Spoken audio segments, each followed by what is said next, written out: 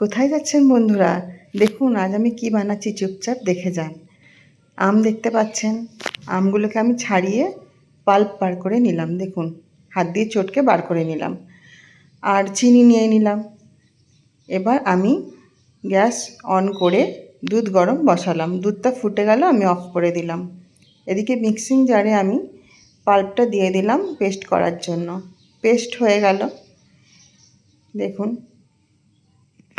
Paste হওয়ার পরে আমি এদিকে দুধটাকেও ঠান্ডা করে নিয়েছি। দুটো জিনিস আমি ফ্রিজে রেখে দিয়েছিলাম, কারণ ঠান্ডা ঠান্ডাটা খুব মজা লাগে।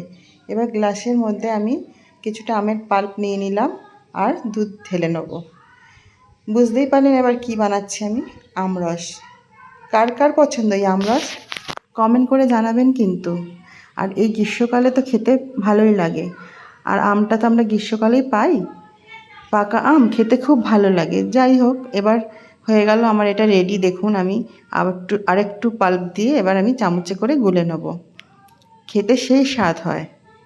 আচ্ছা, যদি আমার এই আমরসের রেসিপিটা ভালো লেগে থাকে তাহলে আপনারা লাইক, সাবস্ক্রাইব, কমেন্ট আর ফলো করে দেবেন।